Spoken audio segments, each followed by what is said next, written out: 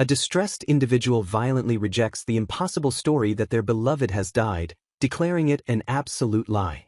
Overflowing with raw grief, they swear they will never forgive this tragic turn of events. In a quiet, rose-adorned bedroom, a beautiful young woman with long hair sits alone in solemn contemplation. The young woman awakens in confusion, wondering about her whereabouts while suddenly remembering that today was the release date for the new volume of The Chronicles of the Astria Empire. Her scattered thoughts are interrupted when a mysterious voice addresses her as Frau, leaving her bewildered about both her identity and the mentioned new volume. Startled, Frau looks up to see an elegant, dark-haired man sitting composedly in an armchair right beside her bed. The impeccably dressed gentleman leans in closely, gently asking the disoriented woman if she is finally awake. Frau stares back in absolute shock, captivated and terrified by his striking crimson eyes that look as though they are soaked in fresh blood. Recognizing his vibrant red hair, a wave of disbelief washes over her as she realizes his impossible identity. Surrounded by shimmering roses, she breathlessly identifies the handsome aristocrat holding a book as the infamous Lord Noin. Her massive, sparkling eyes widen to their absolute limits as tears of shock and overwhelming emotion begin to form. Her mind instantly flashes back to The Chronicle of the Astria Empire, an epic tale featuring various nobles, specifically recalling the name Noin Flame Rose. She remembers that the Flame Rose family, known as Crimson, stands at the apex of nobility, serving as a powerful ducal house that consistently holds the prime minister position. A dark realization sets in as she recognizes this man as the story's terrifying antagonist, the Villainess Duke. The gruesome lore of the novel floods her memory, visualizing the bloody aftermath of the Duke's ruthless ascent to power. Noin Flame Rose is the brutal usurper who claimed the position of family head by callously murdering the former Duke, his very own biological father. Trembling with joyous disbelief, Frau marvels at the impossible reality that Lord Noin is actually alive, despite her firm belief that he had been executed. Overwhelmed by the miraculous chance to see him again, she gasps out loud, desperately wondering if this magnificent encounter is merely a dream. Breaking her reverie, the stoic Duke informs her that he was told she had suddenly collapsed. A sudden shift in the mattress startles Frau as the Duke's hand presses down firmly beside her trembling form. Leaning in with an intense, captivating gaze, Lord Noin softly asks the paralyzed girl how she is feeling. Flushed and completely short of breath, Frau can only utter a tiny gasp as she stares helplessly into his mesmerizing face. Inwardly swooning, she mentally rejoices that her dearest beloved is truly alive, validating her deepest, most desperate hopes.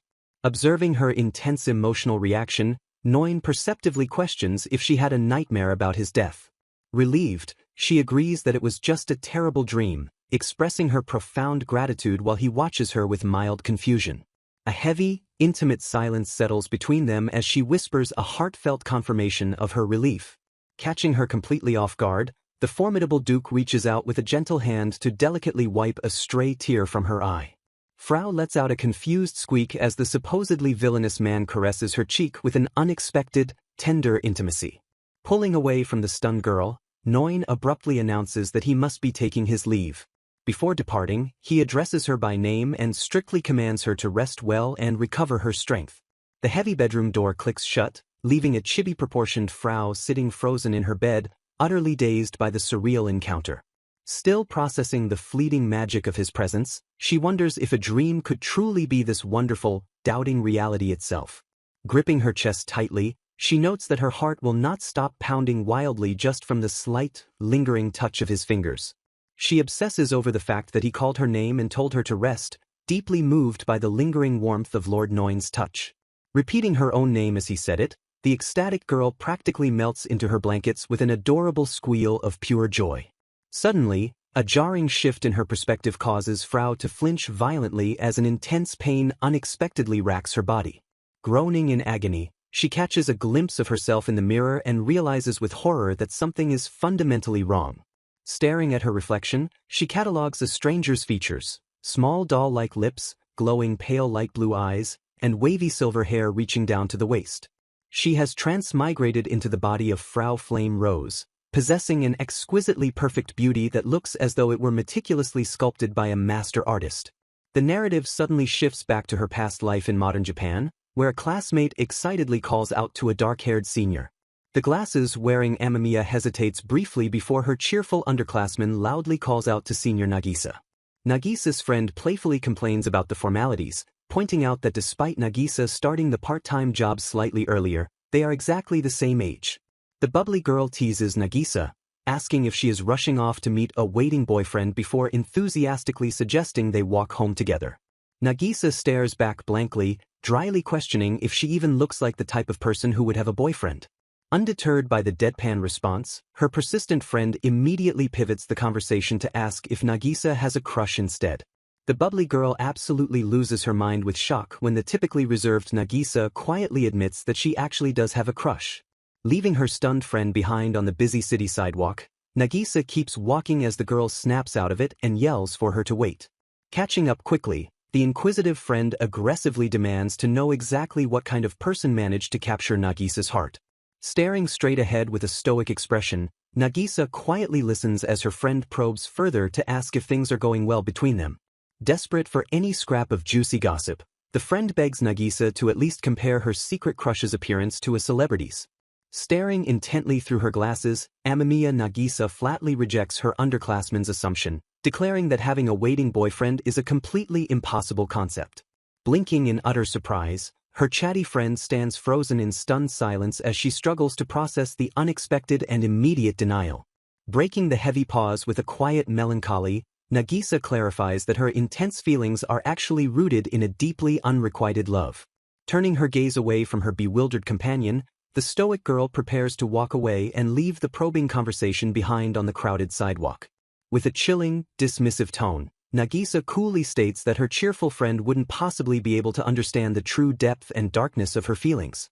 Her expression darkening with absolute conviction, the dark-haired girl firmly mutters to herself that there is simply no way a normal person could comprehend her situation.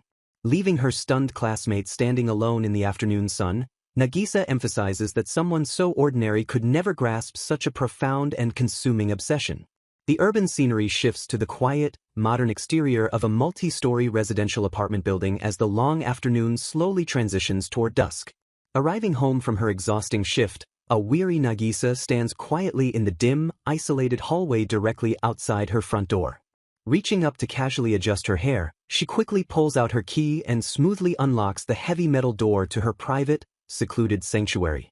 Stepping into the dark apartment, she announces her return to the empty room while mentally declaring her undying, 4-year devotion to the villainous Lord Noin Flame Rose.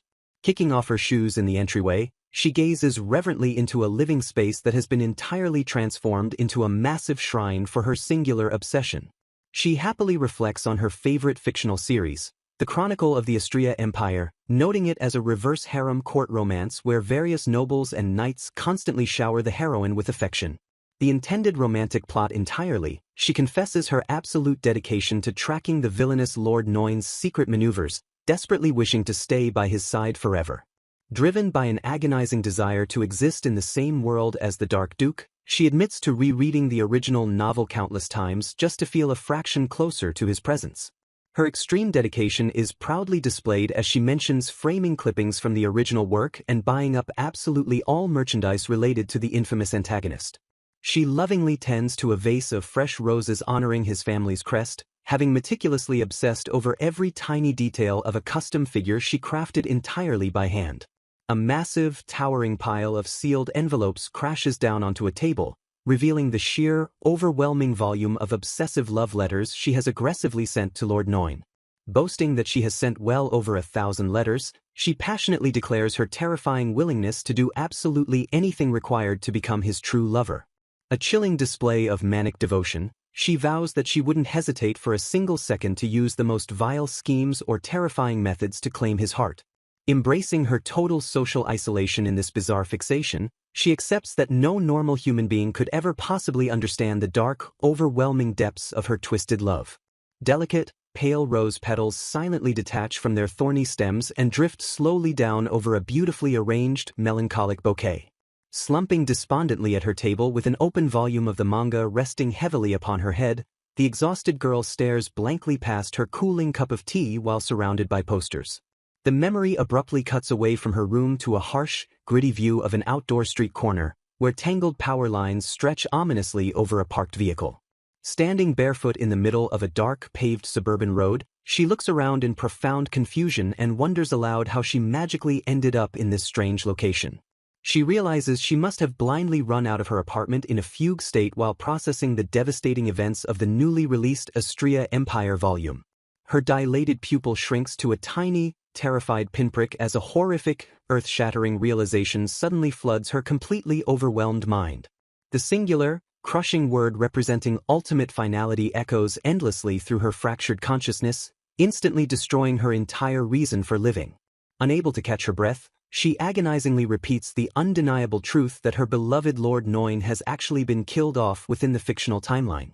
She desperately tries to analyze the cruel writing, rationalizing that the author's vivid, definitive prose couldn't possibly be a permanent end without leaving some shred of future foreshadowing. Clinging to a pathetic, desperate sliver of hope, she theorizes that the villainous Duke might only appear to be deceased while secretly surviving in the shadows to strike again. The fragile delusion shatters completely, causing her to collapse to her knees in the middle of the empty asphalt as she unleashes an agonizing, heartbroken scream of pure sorrow. Trembling with delusional rage, she declares the plot twist a massive creative mistake and vows to track down the author, violently lock them up, and physically force them to rewrite the ending. Slowly rising back to her feet with a blank stare, the unhinged girl mutters darkly about tracking down the creator's personal home address to exact her twisted demands. Lost entirely in her obsessive, manic plotting, she stands completely oblivious in the direct path of a massive, speeding commercial truck. A blinding flash of aggressive headlights illuminates her lifeless expression just a split second before the heavy metal grille violently collides with her fragile body. Drifting, ethereal rose petals symbolize the brutal, instantaneous conclusion of Amamiya Nagisa's tragic life in the modern human world.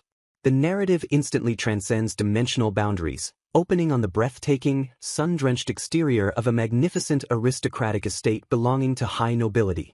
Inside the lavish manor, a cheerful maid steps through the grand bedroom doors to offer some afternoon tea, only to freeze in sudden, absolute panic. Dropping all polite formalities, the terrified servant screams the young noblewoman's name as she shockingly discovers her collapsed among scattered rose petals on the floor. Ignoring the maid's frantic panic, the newly awakened Frau Flame Rose gracefully pushes herself up from the floor, her mind spinning wildly with miraculous, impossible revelations. Staring at her own delicate hands, the reincarnated girl realizes with overwhelming joy that she has successfully crossed into the fictional world and taken the body of Frau Flame Rose. A decorative lace fan, she internally rejoices that she was reborn as a high-status noblewoman, though she would have happily accepted life as a lowly maid just to be near him. Hot tears of pure, unadulterated happiness stream down her flawless face as she finally breathes the same air in the world she has worshipped for 4 long years. Her blissful, romantic fantasy crashes violently into a wall of absolute despair as she remembers the cruel narrative irony of her new identity as his younger sister. Pacing in her gown, she recalls the complex family tree, noting that Lord Noin and Frau are legally step-siblings through marriage with absolutely no biological blood relation. A dark, terrifying shadow falls over her face as she remembers the Empire's strict laws, which unequivocally punish romantic relationships between legally registered family members with immediate execution. The deadly legal barrier blocking her romantic flags, she reflects on the tragic fact that the original novel never depicted the cold-hearted Lord Noin getting together with anyone. The original Frau surrendered to depression. The fiercely determined reincarnated girl turns to her trembling maid with a sharp, demanding question about the current date. Her fragile heart skips a dangerous beat as she realizes the date perfectly aligns with the exact opening scene of the very first volume of the Astria Empire Chronicles. Realizing it is currently evening, Frau acknowledges that her current physical age in this world is 16 years old. She contemplates the original story's plot where the crown prince and heroine were destined to meet and fall instantly in love within the palace. Clenching her dress, Frau notes that the crown prince's 17th birthday party is scheduled to take place in exactly 3 days. The young noblewoman stares intensely ahead as she calculates her next move within the game's timeline. Although her character never attended the party in the original novel, Frau decides she must intervene now to prevent any romantic flags from blooming between Lord Noin and other women. A close-up of her lips reveals a cold, determined smirk as she begins to voice her internal resolve. She declares with absolute certainty that she will never hand her beloved brother over to anyone else. Frau vows to stay perpetually by Neun's side to dismantle even the slightest hint of a romantic development with a rival. Her dark obsession culminates in a promise to personally eliminate any woman who dares to approach him. Proudly embracing her role as the villainous lady, Frau Flame Rose swears to break every single romantic flag without fail. She recalls her previous life as a fan of the romance novel titled The Chronicles of the Istria Empire. In that reverse harem story set within the imperial palace, the character she loved most, her brother Neun, met a sudden and tragic death. The shock of his fictional demise had sent her into a spiral of despair before her life literally ended. Upon waking, she discovered she had been reincarnated into the novel's world as the young Frau. Driven by her past shock and current devotion, she commits to preventing Neun's death by sabotaging his relationships with all other women. To calm her racing heart, Frau reviews her family structure while asserting that she is the only one destined for her brother. She admires Neun Flame Rose, the 20-year-old head of the family who possesses the purest, crimson, lineage of red hair and sharp, beautiful eyes. Frau swoons over his icy personality, viewing him as a ruthlessly amazing man who wouldn't hesitate to kill his own father for his ambitions. Her reverie is interrupted in the hallway by Ashley, who mockingly asks if she is finally feeling better. Maintaining a polite facade, Frau bows and thanks her big sister for her supposed concern. Frau keeps her eyes closed, masking her true feelings behind a mask of submissive respect. Ashley notes with a hint of disappointment that Frau looks much healthier than she had expected. At 17 years old, Ashley is the biological daughter of the former Duke's first wife, characterized by her orange eyes and blood-red accessories. Unlike Frau, who was brought in by the second wife, Ashley is Neun's true sister, though her crimson blood is considered weaker than his. Ashley glares down at Frau with a look of pure loathing, treating her as if she were nothing more than trash. Her hatred stems from Frau's status as the child of the Duke's second wife. It is revealed that Frau's recent fainting spell was caused by Ashley ordering a maid to mix insects into her food, leaving her unable to eat for days. To the cruel Ashley, Frau has always been an easy and defenseless target for her bullying. Frau smiles to herself, reflecting that while she used to be a victim, her current state is actually quite wonderful. She credits her improved mood to a recent interaction that has changed the power dynamic. Her newfound confidence is the direct result of Brother Neun visiting her earlier that day. Ashley is visibly shaken and pales at the mere mention of Neun's name. Frau notes Ashley's sudden terror, observing how her sister's face has turned deathly pale. She finds the reaction perfectly understandable given the circumstances. The villainess points out that Ashley is actually terrified of Brother Neun. With a sweet, menacing smile, Frau mentions that Neun is very worried about her and requested to be told if anything strange happens. She implies that if Neun ever investigates the mistreatment happening in the house, the consequences would be dire. Ashley trembles as Frau asks her directly what she thinks would happen if Neun were to find out the truth. Frau maintains a cold, steady gaze as she corners her sister with a terrifyingly calm demeanor. She leans in close to reiterate that she will definitely report any further strange occurrences to their brother. Ashley is left sweating and speechless as Frau confirms that she has already laid the groundwork with Neun.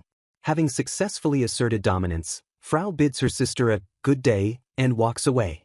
Frau reflects on the original novel, where Ashley was merely known as the weakest villainess. Ashley's role was limited to petty harassment of the heroine before being quickly defeated and disgraced.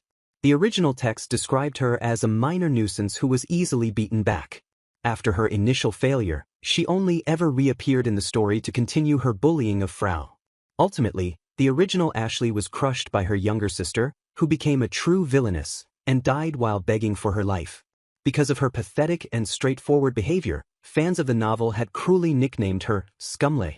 Frau decides that Ashley is a waste of time since she has no impact on Neun's love flags, though she briefly considers educating her further. Frau staring into a mirror, fully identifying with her new life and the dark path ahead. Looking back at her past, a young noble lady reveals she has no memory of her own father and was brought into her current life when her mother became the former Duke's second wife. Her mother originated from the Silverstein family, passing down the prestigious silver-white bloodline and leading the girl to become a member of the Flame Rose family. Following her mother's marriage to the Duke, the girl was brought into the household, only for both her mother and the former Duke to perish later in a tragic accident. Now a lonely noble lady without the Duke's actual blood, she reflects on her past nickname, the Silver Rose. while a voice calls out to her. The girl, Frau, is suddenly interrupted by a young boy calling out to her as she stands in a brightly lit hallway. A cheerful boy with curly silver hair smiles at her, expressing his immense relief that she has finally recovered and is feeling better. Frau looks at the boy, Ryan, with a sense of surprise as he questions what might be wrong. Recovering her composure, Frau claims she was simply a little surprised while Ryan looks up at her with concern. She identifies Ryan as her younger half-brother, the first son born to the former duke and his second wife. Frau describes Ryan's appearance, noting his cute, curly silver hair that marks his noble lineage. The boy possesses big red eyes, further defining his striking and delicate features. With his slender frame and snow-white skin, Ryan clearly inherited the blood of both parents and would easily pass for a fragile girl if dressed in one. Frau recalls that in the story's original world, this 12-year-old was a highly popular Shota character among the readers. Ryan pouts and insists that he is no longer just a little kid, reacting to his sister's gaze. Amused by his reaction, Frau asks if he is embarrassed while he pleads with her to stop teasing him. Frau giggles at her brother's expense, enjoying the light-hearted moment between them. She leans in with a gentle smile, asking if he isn't still her precious and cute little brother. Ryan blushes and looks away, reluctantly conceding that he supposes he still is. Frau's expression darkens as she thinks of the future, knowing the dark path this boy is destined to take. She reveals the grim prophecy that her little brother will eventually fall in love with the story's heroine. As a consequence of that love, Ryan is destined to betray Brother Noin and expose his crimes to the world. This betrayal is the catalyst that leads directly to Brother Noin's eventual execution. Frau identifies Ryan as the root cause of the tragedy and the ultimate enemy of the man she loves, Brother Noin. Despite being the only family member who shares her blood, her resentment toward him is palpable. Frau's eyes sharpen with hatred as she realizes she cannot forgive the one who is destined to kill her beloved Noin and destroy her family. Ryan begins to stutter, sensing the sudden shift in his sister's intense gaze. The young boy calls out to his sister again, his eyes wide with uncertainty. As Ryan's face turns red from the attention, he looks up at her with complete vulnerability. Seeing him blush, Frau finds him adorable but inwardly acknowledges a terrifying desire to kill him. She suddenly changes the subject, reminding him that Brother Noin will be joining them for dinner the following day. Frau playfully chides Ryan to behave himself properly during the upcoming meal. Ryan dismisses her concerns, telling her to worry about her own health instead of fussing over him. Frau walks away, assuring him she will be completely recovered by tomorrow and feels she no longer has anything to worry about. Ryan watches her go, noting that Sister Ashley was so worried about him earlier that her entire body was trembling. Frau looks back with a mysterious, calculating smile that Ryan doesn't quite understand. The boy remains standing in the hall, his face flushed as he reflects on their interaction. Frau's gaze is fixed and cold as she walks away, her true intentions hidden behind her beautiful facade. She decides she won't kill Ryan yet, as doing so immediately would be boring and requires careful preparation to ensure a safe removal. Frau looks forward to tomorrow's dinner, her mind already plotting the moves to come. Ryan stares into the distance, unaware of the internal war his sister is waging against his very existence. Having arrived in this world, Frau vows that she will never allow Ryan to kill Brother Noin and challenges him to prepare himself. Ryan calls out a cheerful goodbye to Sis Frau, completely oblivious to the threat she now poses. Frau lets out a sigh, the weight of her dual life and the power of another world settling over her. She marvels at the power of this new world, noting that her own face is beginning to resemble that of a refined doll. A maid interrupts her thoughts, asking if the current arrangement in the room is satisfactory. Frau gives a cold command to line up all the lipsticks as she prepares for the evening. The maid reacts with visible fear, wondering if Frau was truly that frightening the day before. Examining the local cosmetics like face powder and rouge, Frau notes that this world lacks foundation, though her own perfect skin doesn't require it.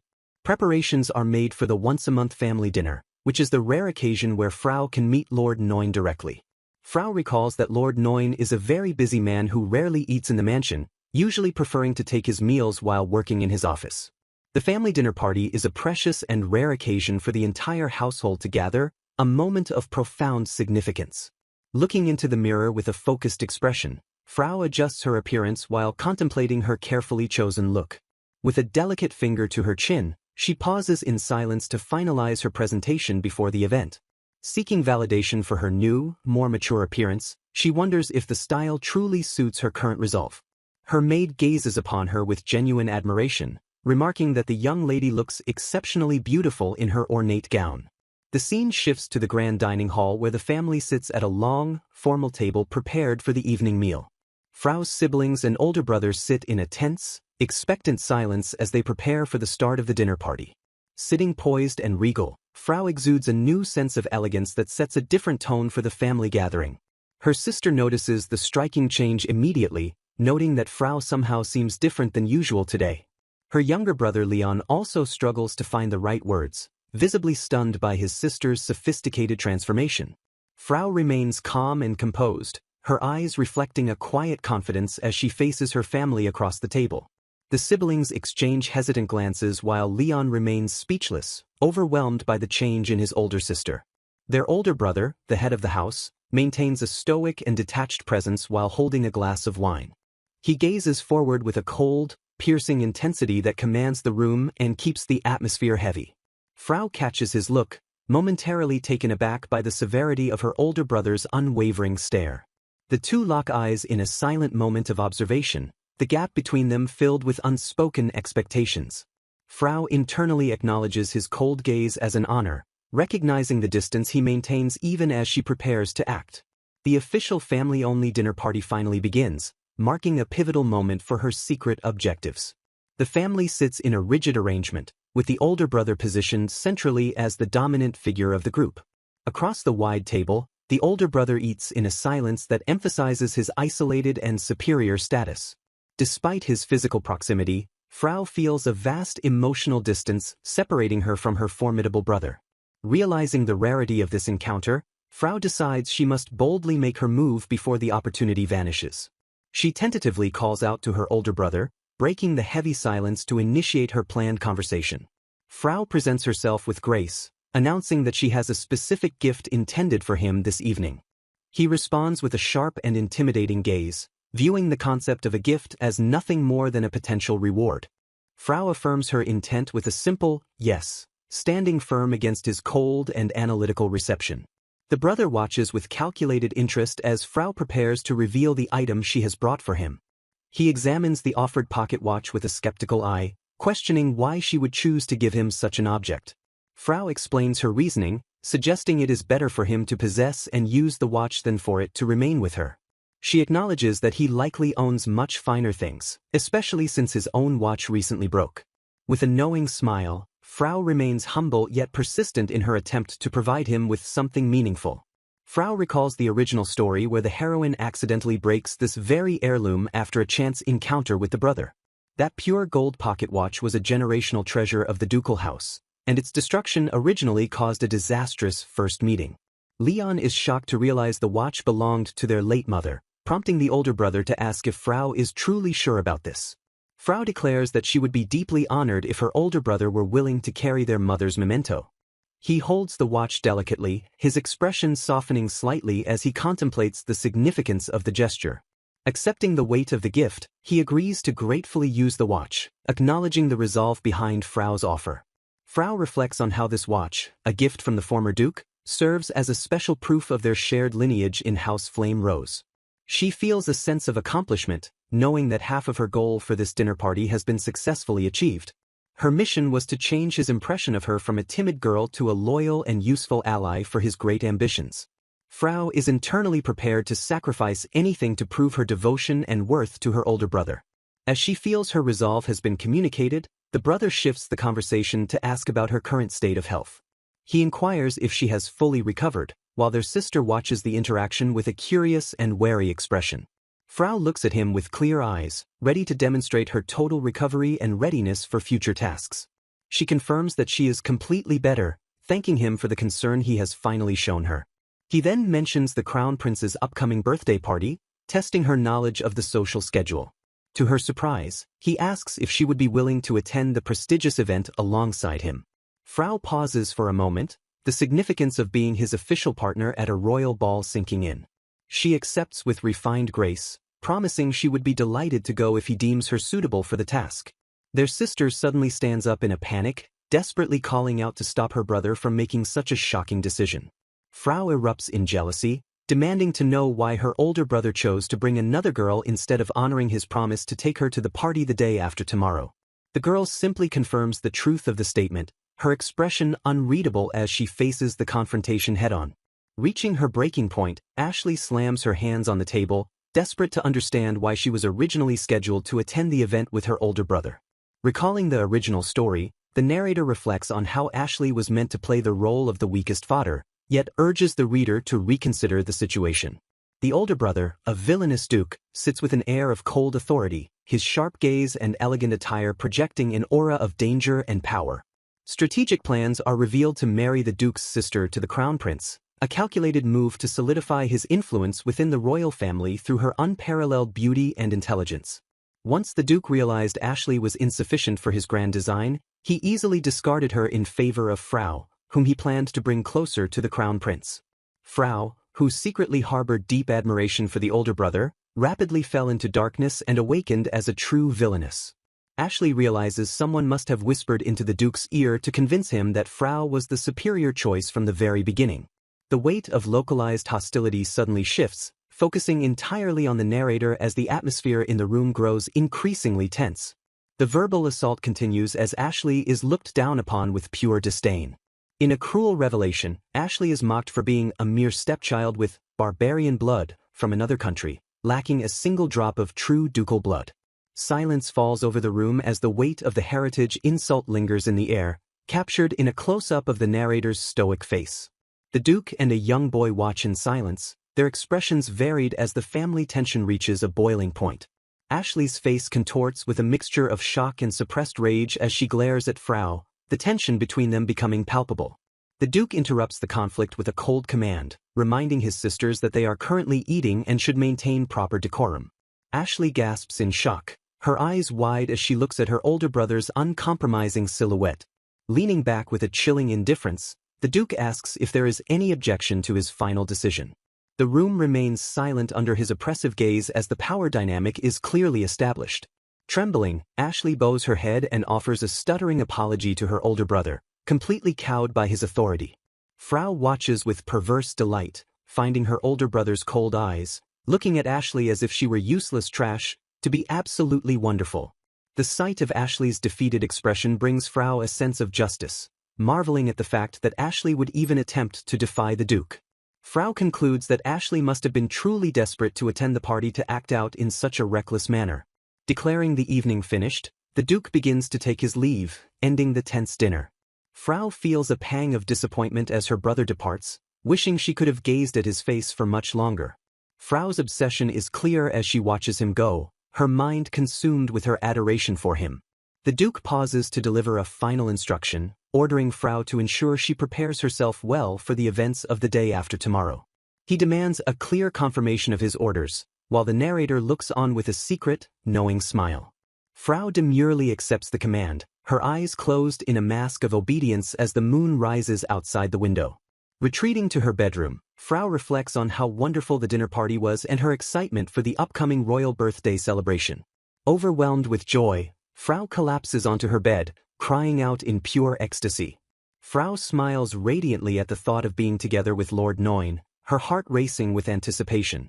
Rolling across her bed, Frau realizes that being in this position allows her to watch every woman who approaches her brother, a twist not present in the original story. Upside down and wearing a predatory grin, Frau vows to utterly crush every romantic flag or lady who dares to aim for her older brother. Outside the window, the night is still, contrasting with the dark vows being made within the ducal estate. A shadowy figure turns away, her back to the viewer as she harbors her own silent thoughts. In a chilling declaration of war, the figure swears that she will never forgive Frau for what has transpired. Frau sleeps peacefully, her face a picture of innocence that belies her true, villainous intentions.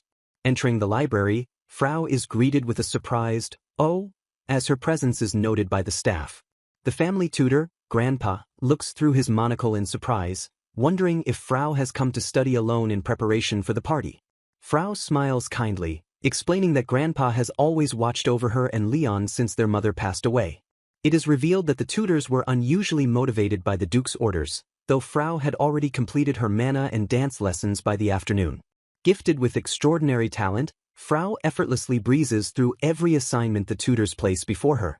With her newfound free time, Frau visits the reading room, wondering if young Leon is currently occupied with his language studies. Grandpa confirms that Leon is a promising student, noting that the boy is studying a book written in the script of the neighboring nation, Frau's father's home country. Though Frau left that country as a baby, she has already mastered the language and learned that Leon stays up late every night to ask questions about his studies. Grandpa expresses his surprise at Leon's sudden drive to study every single subject that Frau has taken. Leon is shown working tirelessly at his desk, desperately trying to catch up to the exceptional talent of his elder sister. The tutor beams with pride, expressing the pure joy he feels in having such a rewarding and dedicated student. Frau giggles with a dark delight, encouraging the tutor to teach Leon even more strictly than before. Finding the situation highly rewarding, she exhales a soft, calculating breath. She recognizes that teaching him anything is ultimately pointless.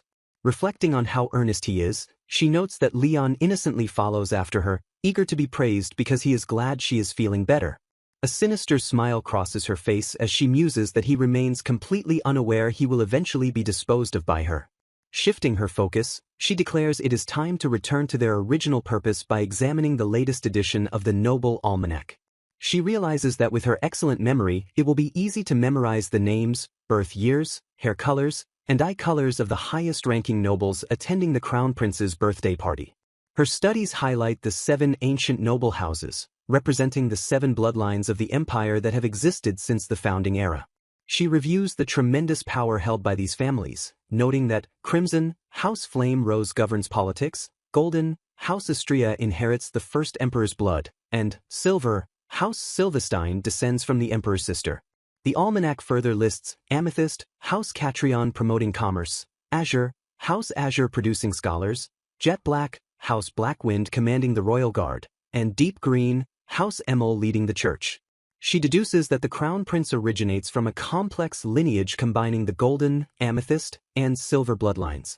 Calculating potential rivals aiming for her older brother, she concludes they must remain highly cautious of the 6 houses outside their own crimson lineage. An older gentleman suddenly interrupts her intense focus, observing with amusement that she is reading something quite unusual. Startled by his sudden appearance, she flinches wildly as he calmly asks if he surprised her. Recovering her composure, she demands he refrain from approaching silently so she is not caught in an improper state, though he smoothly denies doing so. He expresses mild surprise, asking if she is reading the Noble Almanac to review for tomorrow's party. She quickly confirms his suspicion, her face still slightly flushed from the sudden scare. The older gentleman narrows his gaze slightly, noticing a specific detail in her reading material. He points out that her focus seems to be drawn to the information concerning the Silverstein family. He informs her that, unfortunately, the Silverstein family will not be making an appearance. He elaborates that the current head of the Silverstein family is a frail 7-year-old with no siblings, forcing his mother to govern the territory in his stead. This revelation sparks her realization that the Silver Noble youth never appeared in the original story. The gentleman confirms that because the frail head and his mother cannot leave their territory, she will likely be the only silver representative at tomorrow's party. He warns her that this unique status will surely draw a massive amount of attention from the other attendees. She looks down, a quiet and serious expression washing over her face as she contemplates this heavy truth. She acknowledges that while her mother indeed comes from the silver line, her own identity is much more complicated. Clutching the book tightly to her chest, she firmly declares that she considers herself a person of crimson. She turns her head away, displaying a quiet resolve that leaves the gentleman observing her with silent understanding. Accepting her firm stance, the gentleman offers his apologies and concedes that she is quite right. Noting the time, he excuses himself to check on Master Leon, who should be finishing his assignments. Left alone, she reflects on how her silver-blooded mother married into House Flame Rose when she was 3, causing troublesome talk of adopting her into the Silverstein family instead. She recalls that her mother stubbornly refused to give her up, leading to her arrival at House Flame Rose and her transformation into a crimson. Delving deeper into her own past, she begins following her childhood memories to see what would have happened if she had been adopted away. Her mind drifts back to the exact day she first arrived at the grand estate of House Flame Rose. She remembers the harsh, freezing environment, with a thick layer of frost covering absolutely everything in sight. In her memory, a tiny, wide-eyed version of herself stands hesitantly near the icy garden gates.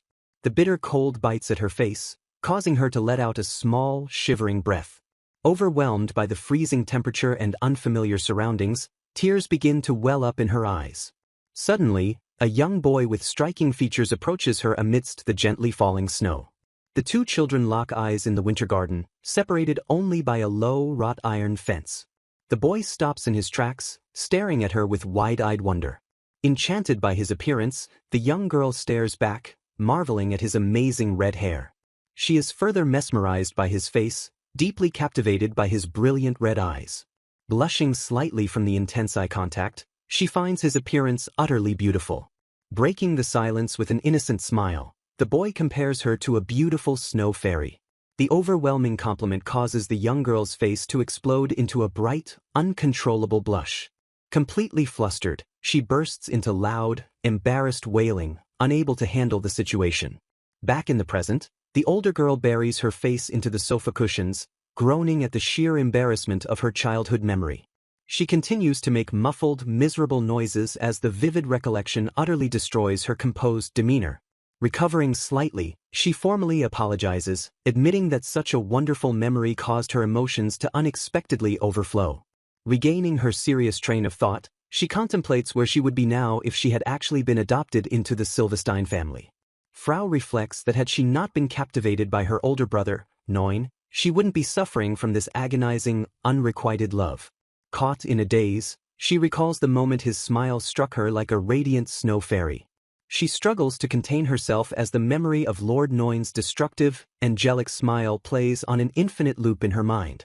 It is terrifying to her that Neun possessed the power to captivate and charm young girls when he was only 7 years old.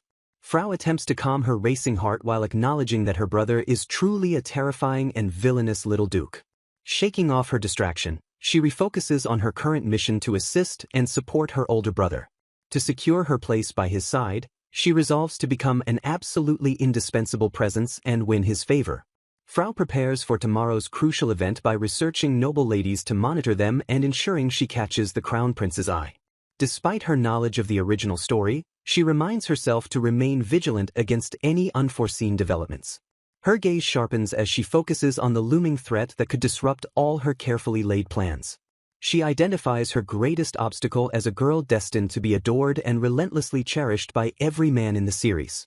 Frau identifies the absolute heroine, Elisha Catrion, as her most formidable enemy and the greatest threat to her goals. As she travels by carriage tonight, she senses that a development completely absent from the original story is about to unfold. Swaying with the rhythm of the carriage, she loses track of time while mentally preparing for the upcoming social engagement. Frau reflects on her shared introverted nature with the original character, noting that both she and Frau were known shut-ins. Her social anxiety stems from the fact that the original Frau had only ever attended a few social gatherings before this night. Her gloomy thoughts vanish the moment she looks at Neun, who looks striking in his gold-decorated black formal wear. She is struck by the handsome figure of her brother, Neun Flame Rose, even while acknowledging his ruthless and terrifying side. Overwhelmed by his divine appearance, Frau can't help but swoon internally at how perfect her brother looks. Neun breaks the silence by expressing his surprise that she agreed to attend the party so willingly. Frau offers a shy, flustered response, trying to hide the true depth of her excitement from him. Looking out at the ballroom, she wonders why she must endure the repetitive waltzes and dance with young masters she doesn't know. She pauses, her eyes reflecting a sudden shift in her internal monologue as she gazes toward her brother. All her complaints vanish instantly when she takes in her brother's breathtaking appearance for the evening. The two share a quiet, intense moment of eye contact as they prepare to make their grand entrance into the ballroom. Desperate to preserve the moment, she laments the lack of cameras in this world just as they finally arrive at the venue. Frau is startled by the suddenness of their arrival, her heart racing as the carriage door is about to open. The carriage comes to a halt outside the grand entrance where Neun steps out to prepare for their debut. Extending his hand with a confident, villainous smirk, Neun calls out to Frau to join him. He beckons her forward, signaling that it is time for them to face the noble crowd together. As she takes his hand, she is overwhelmed with emotion at the simple act of touching her precious older brother. Time seems to slow down for Frau as she steps out, framed by roses and the presence of her brother. Caught in the magic of the moment, she makes a silent, heartfelt wish. Looking into Noin's eyes, she desperately hopes that this very moment could last forever. Her world narrows down to his face, her desire to remain by his side eclipsing everything else around them. The carriage stands empty under the moonlight as the pair finally moves toward the bustling social event. Inside the venue, the faceless crowd of noble guests waits in anticipation for the arrival of the evening's main attractions. The siblings begin their ascent up the grand staircase, drawing closer to the heart of the social gathering. Frau stays close to Noin's side, her eyes wide with a mix of nerves and resolve as they prepare to be seen. They reach the top of the stairs, standing before the large doors that separate them from the watchful eyes of the nobility. The noble guests gathered in the hall turn their heads in unison, their expressions filled with curiosity and judgment. The announcer's voice rings through the hall, formally introducing Lord Noin Flame Rose and Lady Frau Flame Rose. Frau maintains a poised smile while walking arm in arm with her brother, projecting the image of a perfect noble lady. They walk down the long carpeted path as the eyes of every guest in the massive ballroom follow their every move. Whispers erupt among the attendees as they take in the striking and unexpected appearance of the Flame Rose siblings. Frau feels the weight of the collective gaze of the banquet turning simultaneously toward her and her brother. Sensing her tension, Noin asks what's wrong, but Frau quickly insists that nothing is bothering her. The room fills with a low buzz of conversation as the guests continue to stare and speculate. Frau rationalizes that the intense stares are only natural, assuming they are all directed at her beautiful, high-ranking brother. She concludes that no one could look away from Noin's beautiful appearance, defined by his crimson eyes and flaming red hair. Arriving at the venue, Frau watches as her handsome brother, Noin, immediately captivates the attention of every young lady in the room. Whispers ripple through the crowd about the stunning girl accompanying him, noting her beautiful silver hair. Onlookers wonder if she is the famous Silver Rose they have heard rumors about, hoping for a chance to speak with her later. A noble observer notes how fortunate he is to encounter such a beautiful woman at this event. Frau blushes internally, surprised that she is actually drawing attention despite her original plans. She wonders if her popularity is due to her bold, navy blue dress that features an open back and is studded with pearls and diamonds to complement her hair. Though she chose this outfit objectively to target the crown prince, Frau realizes she never considered how others would perceive her in a dress the previous version of herself would never have worn. A heavy silence falls as Frau sighs, feeling a sudden wave of nervousness. Noin reacts with surprise, noticing his sister's sudden change in mood. The pair stands together in a moment of quiet tension as Frau attempts to regain her composure. She stammers out her address to her big brother, feeling the weight of his observant gaze. Frau panics internally, wondering if she has made a mistake as she waits for his reaction. Noin smiles thinly, remarking that while her behavior has changed lately, some things about her remain the same. Frau is horrified by his smile, immediately fearing that she has committed a massive blunder and disgusted him. She despairs over showing him a pathetic side of herself, especially since she had worked so hard to improve his impression of her at their recent dinner. Frau offers a flustered apology, but Noin simply tells her not to mind it and asks why she is even apologizing.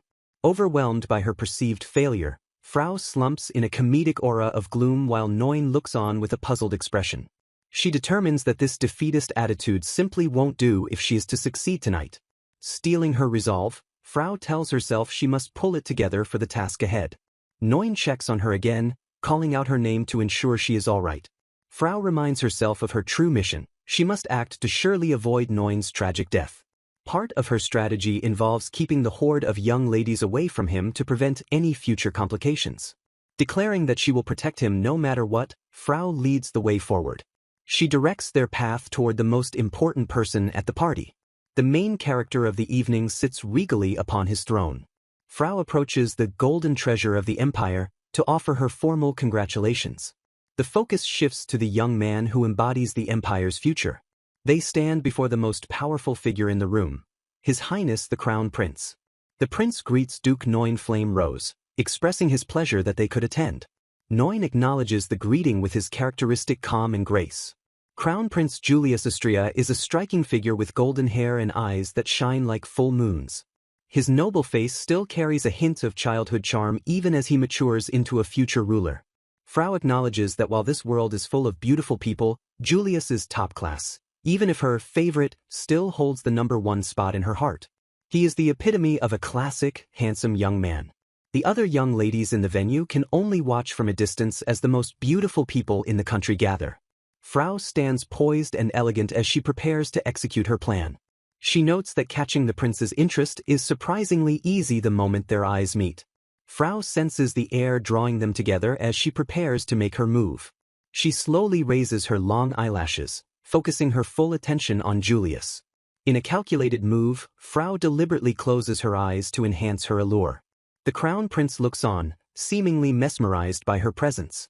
Frau intends to smolder his pride and use her charms to capture his attention completely.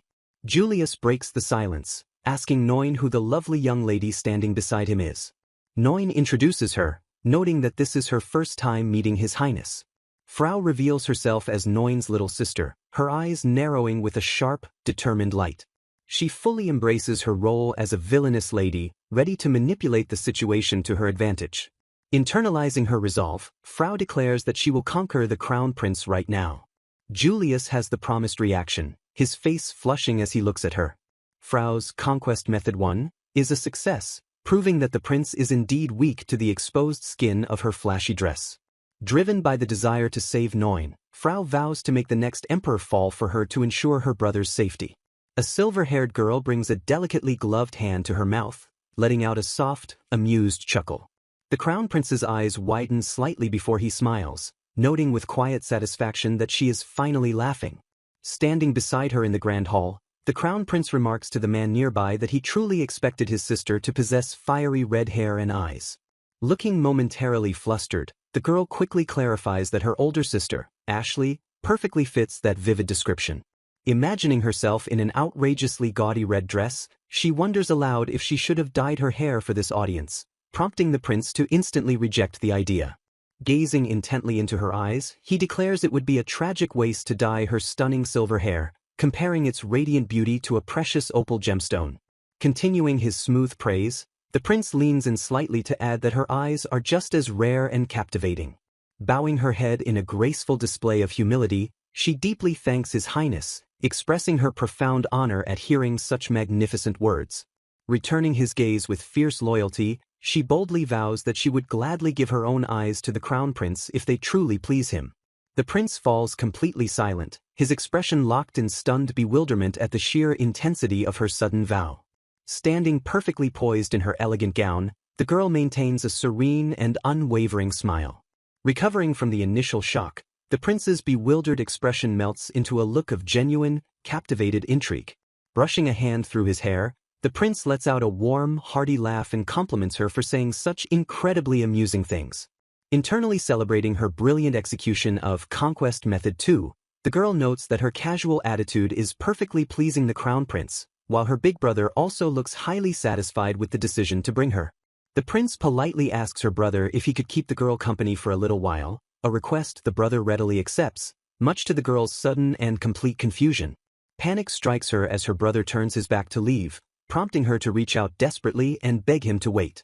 Reaching frantically toward his retreating cape, she mentally screams that being separated from her big brother is incredibly dangerous for her. Scanning the opulent venue in absolute horror, she realizes that the devious young ladies of the court are already targeting her beloved sibling. A demure, blonde noblewoman immediately approaches her brother, timidly addressing him as "Your Grace," to steal his attention. The silver-haired girl glares with intense, murderous energy, instantly recognizing the interloper as a member of a rival family. Fuming with venomous jealousy, she watches another lady flirtatiously agree with her brother, mentally cursing the woman as she demands to know who she is. Identifying the woman as Lady Fay of the family, the granddaughter of the archbishop, the girl silently vows that she will absolutely not allow anyone to get even a few centimeters closer to her brother. Another cheerful girl bounds up to her brother to greet him enthusiastically, while the overprotective sister seethes in the background, threatening dire consequences if the girl dares to touch him. Gripping the fabric of her dress tightly, the sister stares dead ahead with a hollow, furious expression. A chaotic, dark aura completely consumes her face as her possessive rage reaches an absolute boiling point. Meanwhile, the crown prince casually tries to draw her attention, asking if she recognizes the girl with the overly flashy, gaudy decorations. Completely ignoring him, she identifies the flashy girl as Lady Aurea of the Zane family and internally questions the parents' judgment since the girl is only 14. Boiling over with protective fury, she decides Lady Aurea has nerve trying to seduce her brother and resolves to abandon the prince to rush to his side immediately. Before she can bolt across the room, the crown prince firmly grasps her hand and calls out her name to snap her back to reality. Startled, Frau turns her head back toward the prince, their eyes locking as the tension shifts dramatically. He asks what in the world is wrong, noting with concern that she completely turned away and fell silent the moment the music started. Looking around the grand hall in a daze, she finally realizes that sweeping waltz music has indeed begun to flow through the banquet without her noticing. Cursing her own foolish distraction, she mentally berates herself for being so utterly absorbed in her brother that she completely forgot about the crown prince. Misinterpreting her stunned silence, the prince steps closer and gently asks if she is perhaps quite the shy one. Frau stands frozen in his grasp, utterly speechless as her mind races to catch up. Staring deeply into her eyes, he softly calls her name and asks if she will grant him a request. As he tenderly intertwines his fingers with hers, she panics, suddenly recognizing this exact development as the pivotal moment from the original story where the heroine and the crown prince connect. Suddenly, a mysterious, enchanting voice purrs from the side, gleefully declaring that she has finally found him. A beautiful, smiling girl in a flowing dress abruptly materializes in the space between Frau and the crown prince, repeating her triumphant claim. The newcomer enthusiastically calls out to the prince, addressing him affectionately as Lord Julius while pushing her way forward. Crying out in shock, Frau is violently shoved aside by the new girl, mentally screaming a curse as she completely loses her balance. Frau flails wildly, her arms desperately grasping at empty air as she tumbles backward toward the hard marble floor. The surrounding noblemen gasp in unison, their faces contorted in pure shock at the sudden, violent disturbance. Hitting the ground with a heavy, breathless thud, Frau struggles violently, unable to draw air into her lungs from the massive impact. A girl with shining eyes and wisteria-colored hair leans anxiously over the breathless Frau, profusely apologizing and begging to know if she is okay. Striking a remarkably cute and overly apologetic pose, the girl laments her clumsiness while showing off a bountiful chest and elegant limbs reminiscent of a waterbird. Staring up at the gently offered hand, Frau immediately recognizes the girl, weakly answering that she is all right. Frau observes the girl's enveloping, lovely charm and innocent aura that shines brightly like a halo, noting her instantly magnetic presence that makes absolutely everyone love her. Gazing deeply into the girl's sparkling eyes, Frau realizes with absolute, terrifying certainty that this breathtaking presence is the true heroine of the story. With a heavy, defeated sigh, Frau sits slumped on the floor as the heroine continues to deeply apologize while the surrounding nobles watch the unfolding drama. Glaring at the other girl's bountiful chest, Alicia is irritated that her eyes are inevitably drawn to the very weapon that assaulted her. Alicia awkwardly pokes the girl's cleavage, prompting confused murmurs as they both process the strange interaction. The mysterious girl stares back with wide, sparkling eyes as Alicia begins to speak. Alicia's expression shifts to sudden shock as a terrifying realization dawns on her. The two girls stand completely frozen in the middle of the grand hall, staring intensely into each other's eyes while gripping hands tightly. Nearby, Crown Prince Julius watches the bizarre interaction with a completely dumbfounded expression. Snapping back to reality, an embarrassed Alicia questions the strange girl while realizing she is still awkwardly holding her hands.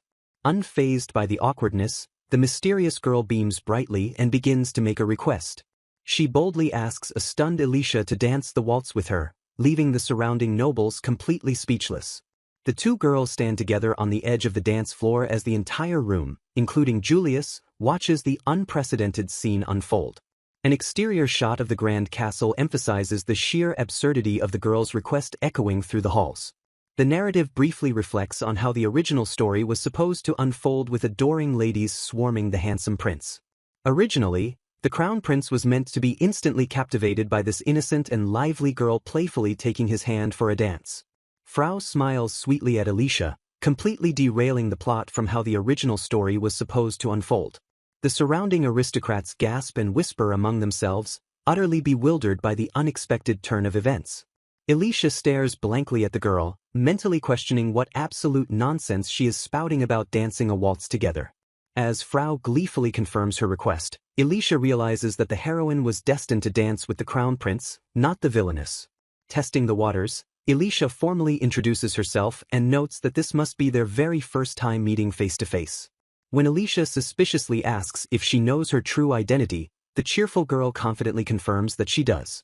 Alicia deadpans as she internally notes that she is infamous throughout the original story. The cheerful heroine officially introduces herself as Frau Flame Rose, expressing her pleasure at finally meeting Alicia. Alicia watches cautiously as an enthusiastic Frau presses forward to address her directly. Leaning in uncomfortably close, Frau begs the noblewoman to drop the stiff formalities and use her first name. Overwhelmed by the girl's blinding protagonist aura, Alicia physically flinches backward. Recovering her composure, Alicia reluctantly agrees to the familiar address, prompting Frau to eagerly continue her assault. Frau suddenly pivots and shouts to Julius for his blessing to dance, leaving Alicia entirely baffled as to why she is being targeted. Caught completely off guard by Frau leaning in with her ample cleavage, a blushing Julius stammers out his bewildered agreement. Alicia grimly recalls a strategy tip about the prince's weakness for large chests while Frau cheerfully celebrates her successful manipulation. Staring in deadpan disgust, Alicia remembers that fans rightfully dubbed Julius the lecherous crown prince for his obvious weaknesses. Triumphant in her manipulation, Frau turns her sparkling eyes back to Alicia and enthusiastically declares it is time to move. Ignoring all protests, Frau forcefully drags a completely stunned Alicia out onto the middle of the dance floor. Dragged along against her will, Alicia groans internally at how this bizarre situation has devolved into such a massive public spectacle. Standing frozen under the grand chandelier, Alicia bitterly notes that she didn't attend this royal ball merely to entertain the gaping mob. The surrounding crowd erupts into bewildered whispers as the nobles try to figure out why two beautiful women are preparing to dance together. Gossiping among themselves, the onlookers quickly identify the beautiful silver-haired girl as the infamous young lady of House Catrion. The awestruck crowd marvels at her elegant beauty, murmuring that she must be the kingdom's rumored Silver Rose. Alicia glares fiercely at the smiling heroine, devastated that her grueling, bloody dance training is being completely wasted. Frau gracefully extends her hand in invitation, leaving Alicia to mentally agonize over why her important first dance must be stolen by this girl. Alicia's expression darkens with sheer exhaustion as her overloaded mind simply refuses to process the absurdity any longer. Utterly defeated by the plot, she places her gloved hand over Frau's, accepting that she no longer understands what is happening. The older aristocrats and esteemed guests quickly fall silent, watching the unprecedented pairing with intense curiosity. Pulling close, Alicia and Frau step into a flawless waltz stance, their elegant dresses flaring out as they prepare to move together. Prince Julius watches intently from the sidelines, his eyes wide with a strange mix of profound shock and undeniable awe. The two girls glide effortlessly across the ballroom floor, locked in a breathtakingly intimate and picture-perfect dance. Watching the dazzling display, Alicia's older brother smiles softly and decides he wants to request a dance with her later as well. Gliding smoothly through a spin, Alicia finally breaks the tension to ask Frau exactly why she chose her for this dance. Frau simply smiles as Alicia logically points out that it is typically the gentleman's role to ask a lady for a dance. Glancing toward the sidelines, Alicia begins to explain her original, proper intentions for the evening's festivities. Alicia confesses she wanted her first dance with her brother, or at least a man who could aid him politically, rather than a total stranger. Completely ignoring her political logic, Frau simply closes her eyes and leans in closer, deepening the mystery of her intentions. Alicia attempts to brush off the bizarre encounter, assuming the strange girl is just spouting nonsense. Tears well up in Frau's eyes as she softly admits that she was simply feeling incredibly lonely. The trembling girl explains that she doesn't know anyone at the ball and got completely overwhelmed after being separated from her father. Gripping Alicia's hands tightly, Frau tearfully confesses that she couldn't find Prince Julius anywhere in the massive crowd. She shrinks back slightly, explaining that strange men kept approaching her for absolutely no reason. Frau admits that the sheer isolation quickly morphed into genuine fear as the unwanted attention continued. Sensing a strange, heavy aura emanating from the girl, Alicia mentally questions what is truly going on. Irritated by the perceived humblebrag, Elisha snaps back to reality and glares at the crying heroine. The narrative reveals that Elisha's own past trauma of nearly being kidnapped left her with a deep, ironclad distrust of men. Remembering her own painful experiences, Elisha softens slightly as she genuinely sympathizes with the girl's predicament. Her mind wanders back to the original plot, where Frau was meant to find solace in the arms of the crown prince. Staring at the beautiful girl in front of her, Elisha questions why the story has deviated so wildly from its intended path. Taking control of the dance, Elisha gracefully spins Frau around while demanding a straight answer. Fixing the heroine with an intense stare, Elisha asks exactly why she chose to invite her to dance. Elisha maintains her severe, interrogative expression as she waits for the mysterious girl to finally explain herself. A tense silence falls between them as the two girls continue to glide flawlessly across the ballroom floor. Frau's cheerful demeanor shatters as she leans in close, whispering that she specifically wanted to speak with Elisha alone. A dark, possessive smirk flashes across the heroine's face, completely replacing her innocent facade. Elisha recoils in sheer confusion, utterly baffled by the sudden and dramatic shift in Frau's personality. Frau reveals her shocking true motive, admitting she was stunned to see Prince Julius talking to Elisha instead of her. The two girls dramatically twirl across the dance floor as the tension between them reaches a boiling point. Frau leans in intimately, her voice dripping with possessive jealousy over the fact that Elisha was getting close to the prince. Elisha's eyes widen in sheer horror as the gravity of the heroine's twisted jealousy finally registers. Flashing a chillingly beautiful smile, Frau silently revels in having trapped her target exactly where she wants her. The narrative highlights the absolute absurdity of this unexpected confrontation between the story's two leading ladies. Believing she has finally figured it out, Elisha coldly processes the heroine's manipulative tactic. Elisha deduces that this entire grand performance was nothing more than a calculated excuse to separate her from Julius. Reverting to her cheerful self, Frau playfully places a finger to her lips and prepares to make a grand declaration. Preparing for the inevitable clash, Elisha mentally notes that the heroine and Villainess were always destined to be enemies. Fully embracing her role, Elisha accepts that they are fated to be eternal rivals competing for the prince's affection. Frau beams with blinding radiance as Elisha braces herself for the ultimate declaration of war. Completely shattering Elisha's expectations, an ecstatic Frau begs the Villainess to become her absolute best friend. Elisha's brain completely short-circuits as she desperately tries to process how the plot derailed this early in the timeline. The silver-haired noblewoman freezes in place, her mind going completely blank from the sheer absurdity of the request. Staring blankly ahead, Elisha wonders if she simply hallucinated the entire ridiculous conversation. Ignorant of Elisha's internal crisis, Frau gleefully celebrates finally confessing her true feelings. Frau excitedly reveals that she has always been a massive fan of the Silver Rose, and is thrilled to finally meet her idol. Pouting playfully, Frau admits she was insanely jealous that Julius got to speak with Elisha before she did. Flashing a triumphant smile, the heroine declares herself the ultimate winner for securing Elisha's first dance. Utterly dumbfounded by the aggressive fangirling, Elisha stammers out a weak response as her reality crumbles. A terrifying realization hits Elisha as she wonders if the original story was secretly a romance between the two girls all along. Panicking under the weight of Frau's intense affection, Elisha frantically glances around the crowded ballroom for an escape route.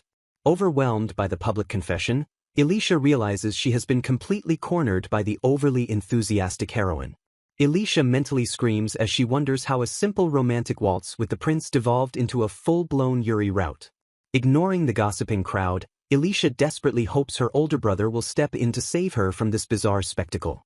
Turning her head, she searches the sea of aristocrats for any sign of her protective sibling.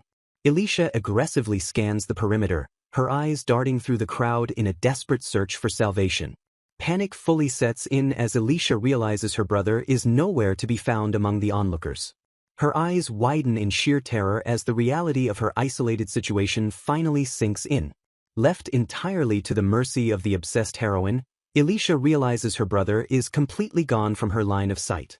A noble young woman with a look of apprehension adjusts her intricate jeweled necklace as she prepares for the evening's events.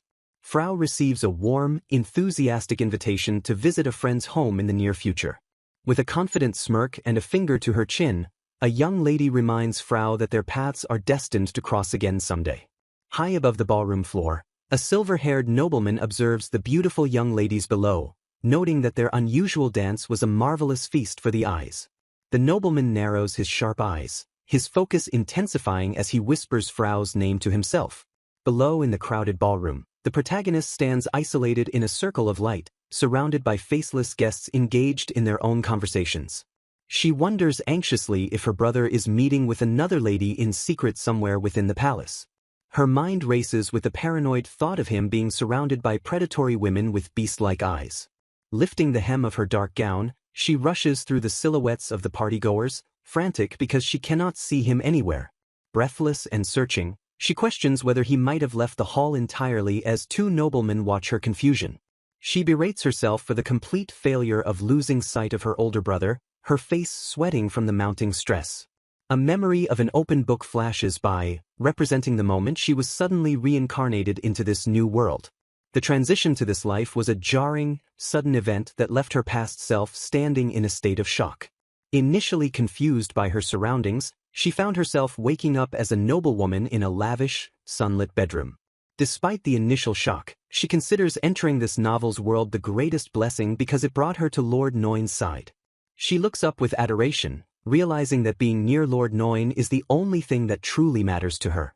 Her sole purpose is to stay by his side and protect him, feeling completely fearless as long as her brother is present.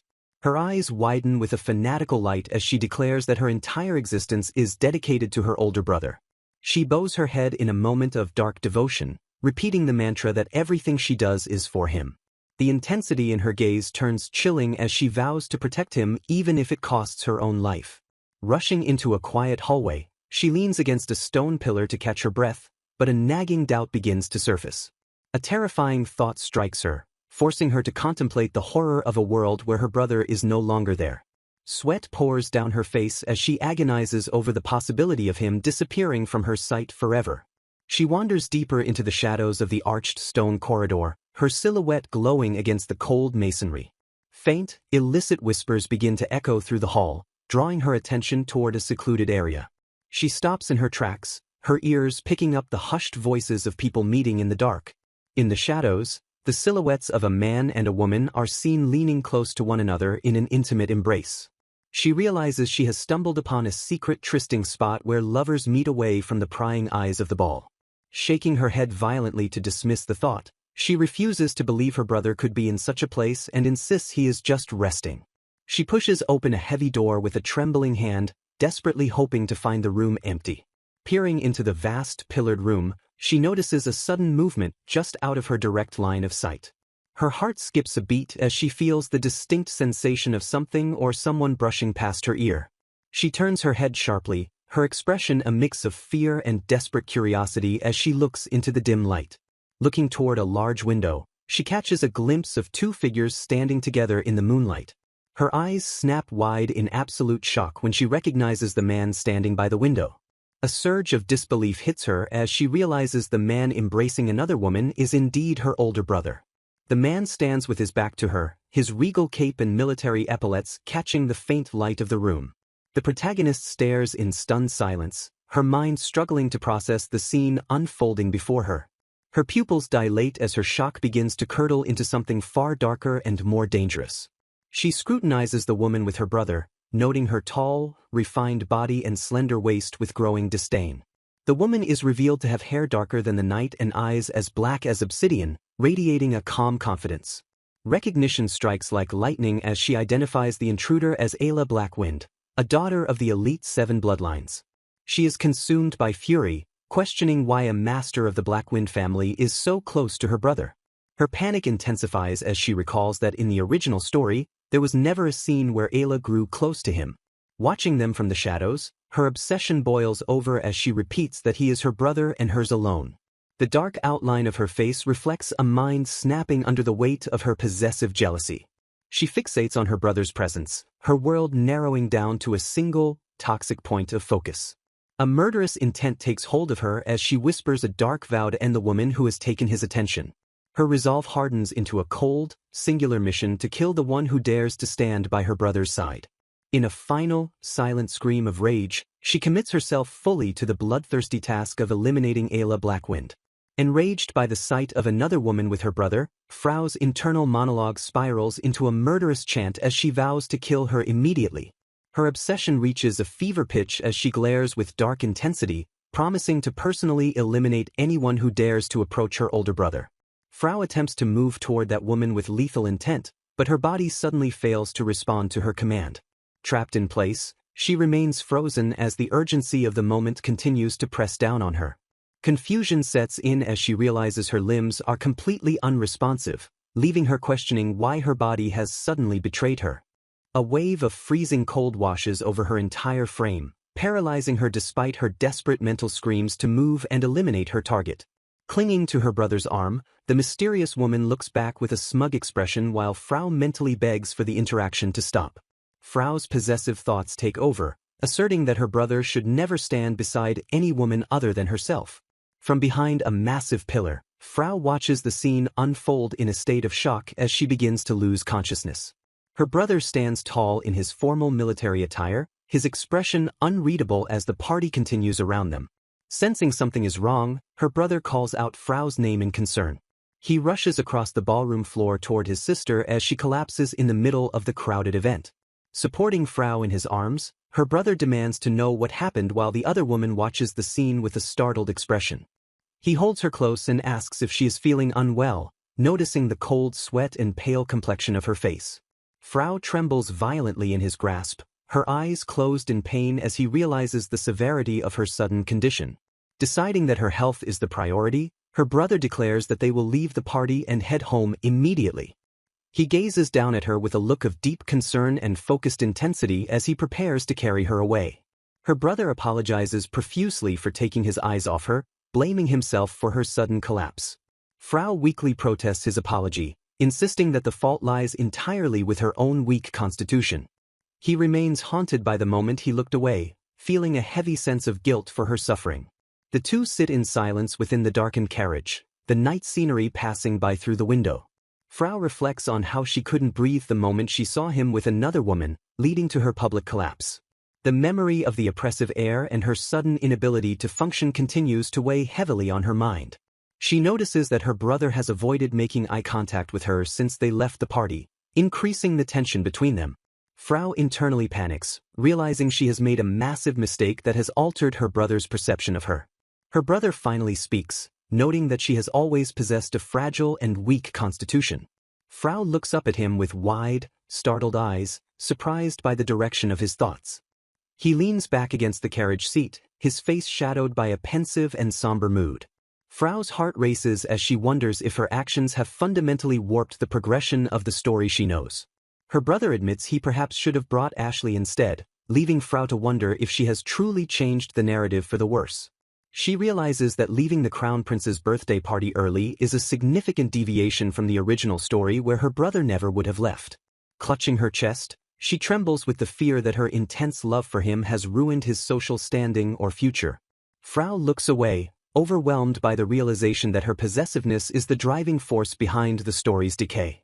Her brother points out that she is now 16 and needs to experience more of the world beyond their home. He explains his reasoning for bringing her to the party, hoping she would get to know the outside world better.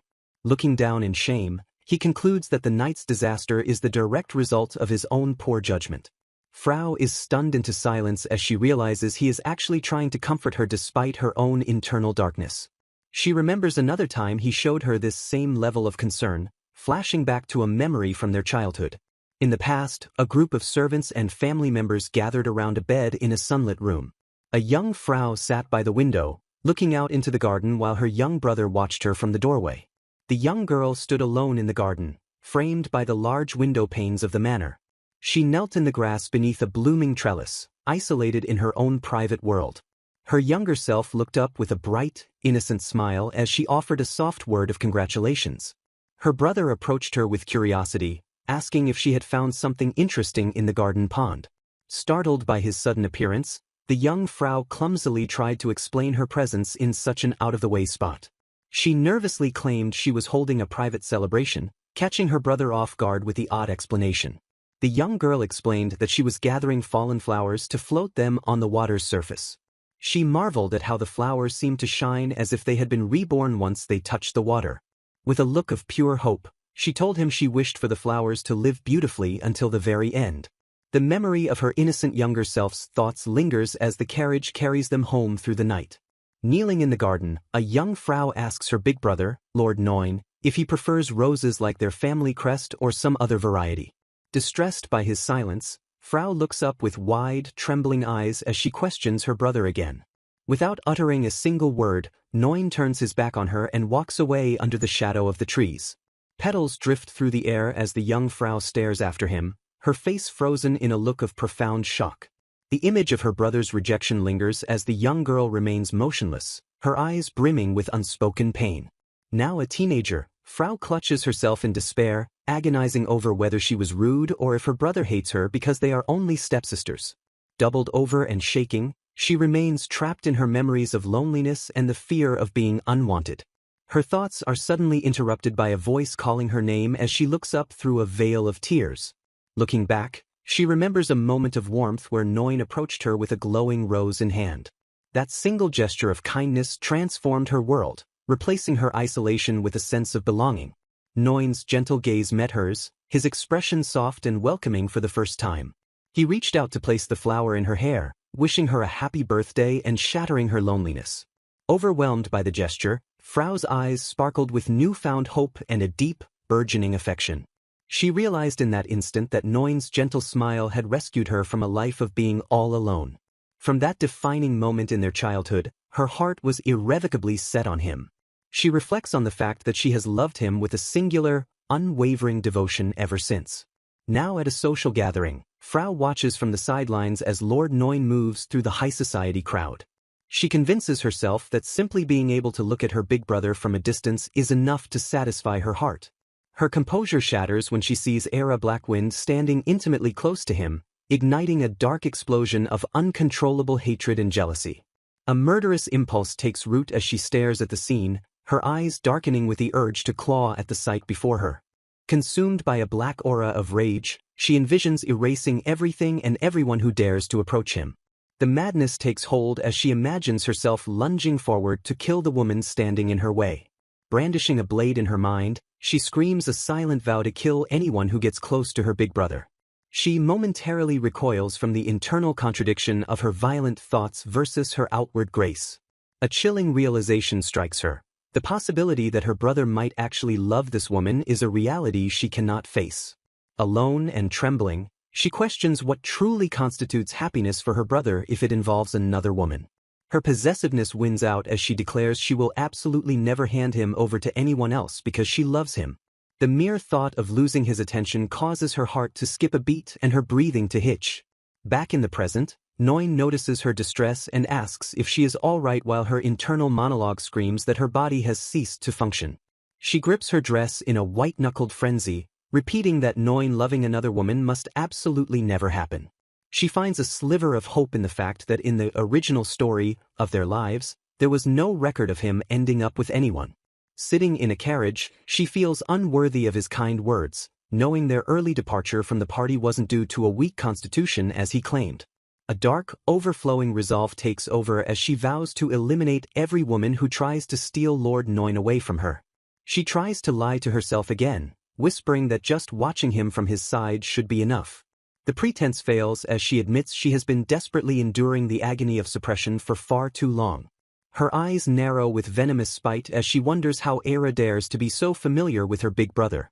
She hunches over in the carriage seat, her internal voice screaming an absolute refusal to accept any rival. Tears stream down her face as the weight of her obsession and the fear of his rejection crush her spirit. She repeats a desperate no to the idea of sharing him, her mind spiraling into a dark, possessive void. Frau finally admits the truth to herself. She was lying when she said just being by his side was enough. Her desire has evolved into a craving for total exclusivity, wondering how she can make him look only at her. She stares at Noin with a haunting intensity, her mind racing for a way to secure his absolute attention. The singular goal of her existence becomes clear. She must find a way for him to become hers and hers alone. She watches him closely, her gaze searching for any hint of the man who once gave her a rose. Leaning in close, she asks him what his ideal woman is, silently vowing to become whatever version of herself he desires. She begins a desperate, whispered plea for his affection, her voice trembling with the weight of her hidden madness. Nguyen looks back with a calm, stoic expression, unaware of the storm of obsession raging inside his sister. He closes his eyes for a moment, perhaps weary of the tension that has filled the carriage since they left. Frau stares at him with wide, desperate eyes, her entire being focused on the hope of a favorable response. In a final, suffocating thought, she begs him to look only at her, sealing her descent into a possessive love. A lavishly decorated horse-drawn carriage speeds down a path, its wheels kicking up dust as it carries the noble siblings away from the high-stakes royal event. Inside the dimly lit cabin, Duke Frau clutches his head in a moment of intense frustration or exhaustion while a single rose rests near his uniform. Lady Frau watches her brother with a pained, intense gaze, her heart aching at the sight of his visible distress. Overcome with concern, Frau wonders what could have possibly happened to make her older brother wear such a tormented expression. In a moment of quiet reflection, she regrets her earlier boldness, feeling that someone like her should never have spoken such provocative things to him. She descends into self-loathing, internally branding herself the worst possible woman in the entire world for her actions. With a look of sudden clarity and resolve, she recalls her brother's voice defining his personal ideal of womanhood. The Duke's hand reaches out to firmly tilt Frau's chin upward, his touch demanding her absolute attention as he prepares to speak. He leans in close, his voice a low murmur as he tells her that he would be genuinely glad if she could truly become that ideal. His eyes lock onto hers with a possessive intensity, promising that if she succeeds, she will belong to him and him alone. Frau remains frozen in place, her lips parted in shock as the weight of his declaration settles over her. The Duke offers a faint, enigmatic smile, his sharp features illuminated by the soft light as he maintains his predatory focus. In her mind, the realization finally clicks that her beloved older brother is indeed the villainous Duke of this world story. She stares into his handsome, calculating face, seeing the ruthless mastermind behind the brotherly mask for the first time. The narrative shifts to the aftermath of the party, where the weight of her forgotten memories begins to resurface with terrifying clarity. Frau trembles as she pieces together the truth, her blush deepening as she realizes the gravity of the situation she has entered. Deep in the night after the festivities, Frau lets out a heavy sigh while reflecting on the path she has chosen to walk. She vividly remembers clinging to him during the carriage ride home, desperately asking him to describe his ideal woman just so he would look at her. She wonders how she could have ever forgotten that her beloved brother is the primary antagonist, the cold and villainous Duke. She acknowledges that he is a man of absolute calm and terrifying ruthlessness, a figure far removed from the warmth of typical familial love. Realizing he is immune to the whims of romance, she concludes there is only one pragmatic reason he would ever approach a woman. Frau analyzes the political landscape, noting that his move to seize the empire will inevitably spark a violent conflict with the church's authority. She identifies House Emmer, one of the 7 imperial bloodlines, as the key pillars supporting the church's influence within the imperial borders. Irritated by her own temporary lapse in judgment, she realizes that establishing a peace within House Emmer is the only way to maneuver advantageously. She considers House Zane, a rapidly rising noble family enriched by a silver mine, as a potentially useful tool for her brother's grand design. Frau draws a historical parallel to Queen Elizabeth I, noting how the monarch used the prospect of marriage as a powerful political bargaining chip. She concludes that the Duke remains unmarried for the exact same reason, treating matrimony as a strategic asset rather than a personal choice.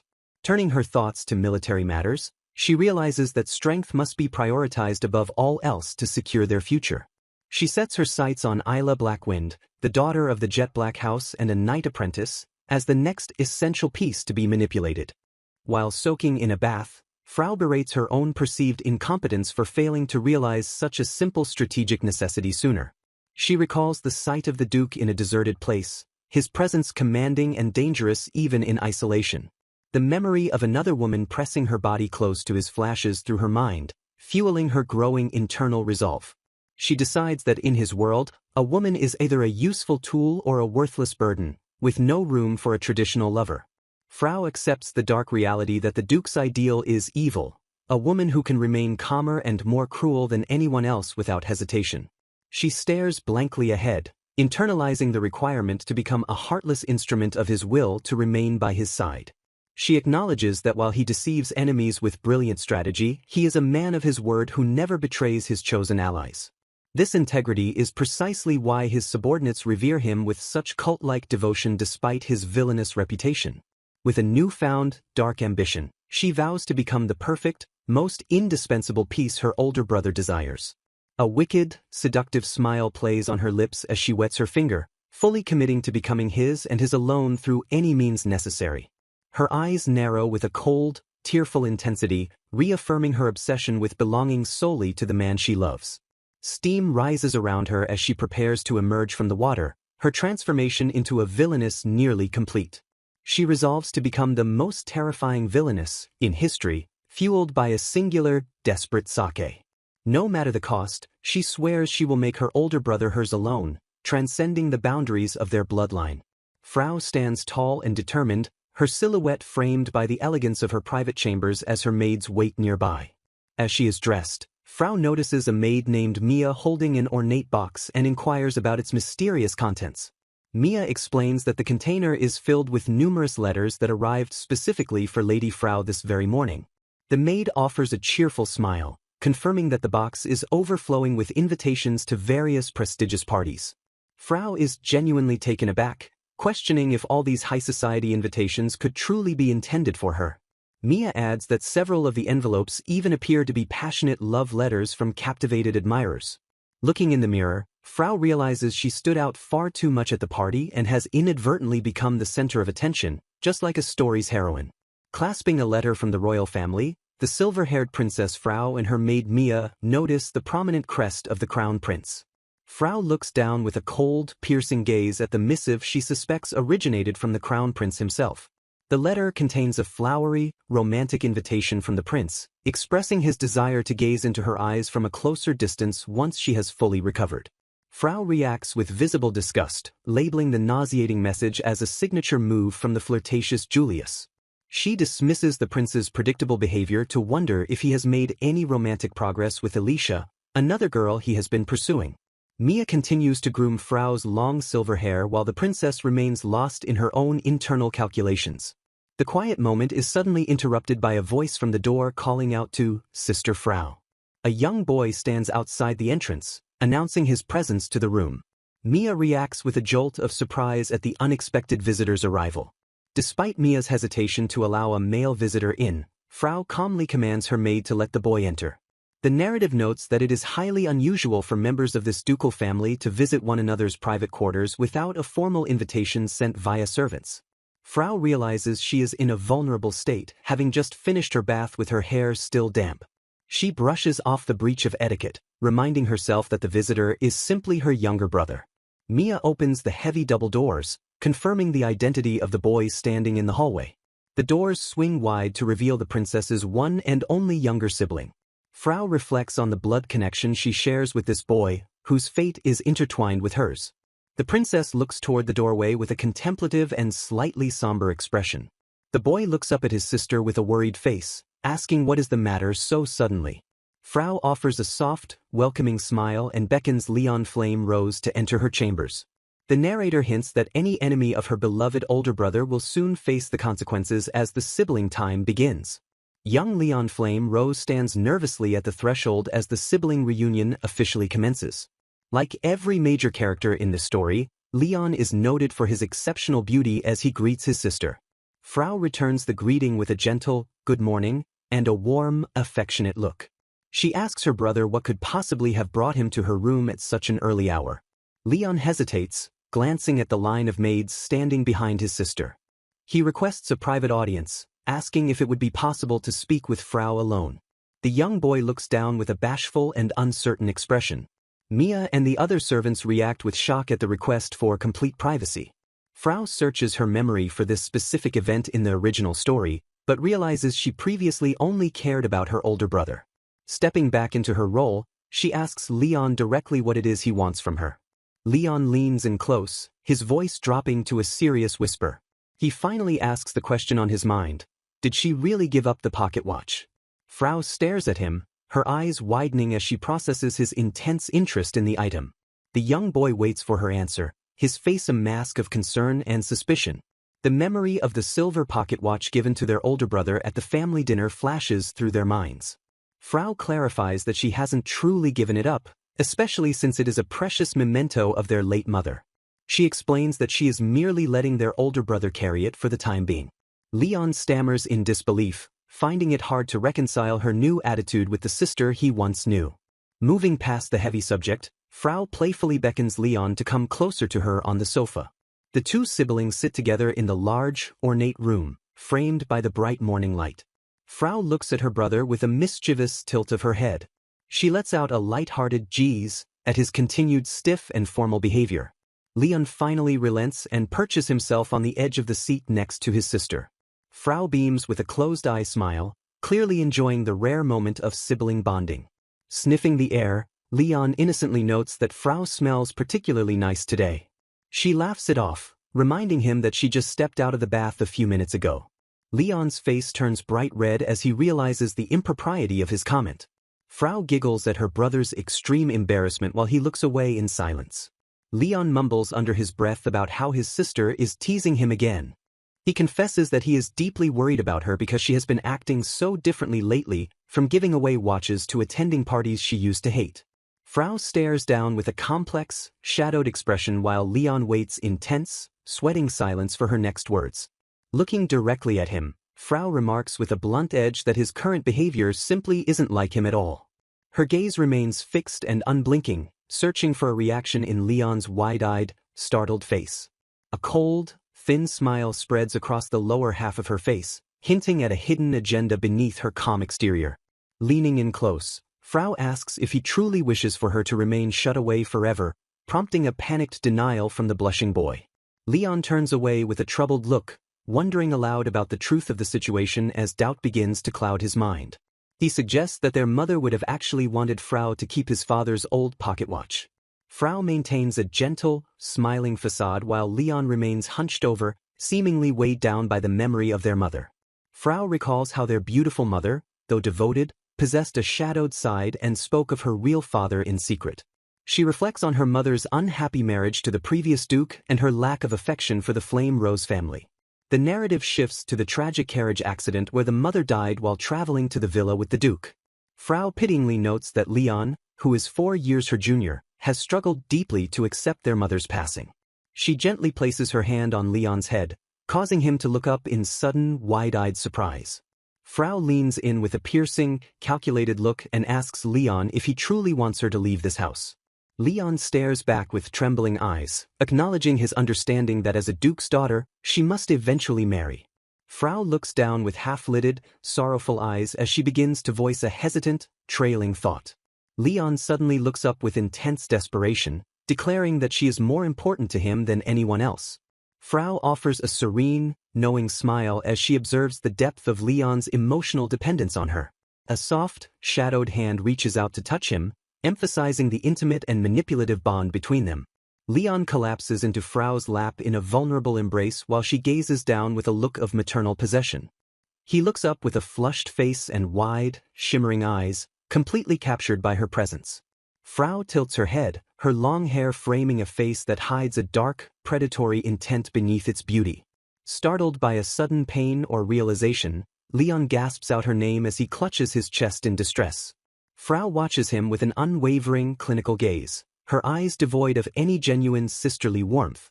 Laughing softly, she tells him that being this close reminds her of when he was just a little boy. She reminisces about comforting him on her lap back when he was a crybaby, calling him her only blood-related brother. Leon lies on her lap with a heavily blushing face, sweating as he processes her intimate physical proximity. He urgently calls out her name again, struggling to find the words for what he needs to say. With a look of high-strung emotion, he insists that he has something very important to tell her. Frau smiles with chilling kindness and tells Leon that everything is going to be okay. She pulls him closer into her lap, whispering a dark promise that she will never leave him behind. Leon's eyes remain wide and full of shock as he sinks further into her lap, his will seemingly slipping away. He asks with a small, hopeful voice if her promise to stay is really true. When Leon asks if she will still go to another house one day, Frau simply confirms the inevitability with a yes. She dismisses his worries by stating that such a departure is a story for the much later future. Frau reinforces his isolation by reminding him that he is the only blood-related family she has left. Leon stares up at her, completely entranced and vulnerable to her influence as she looms over him. He repeats the word family to himself, the concept becoming a chain that Frau uses to bind him. Frau's expression turns cold and blank as her internal monologue shifts to her secret, overarching plot. She recalls the original timeline where their older brother was executed for treason after Ryoji reported his plot. Blood splatters against a wall as she reflects on the brutality of the fate she intends to subvert. Frau declares her intention to change that fate forever, asserting that their bond will remain unshaken. Her thoughts darken as she views Leon as a convenient pawn to be used for the sake of herself and their older brother. With a terrifyingly sharp gaze, she decides that Leon can simply be discarded or killed once he is no longer useful. The boy rests peacefully on her lap, entirely unaware of the lethal calculations happening just inches above his head.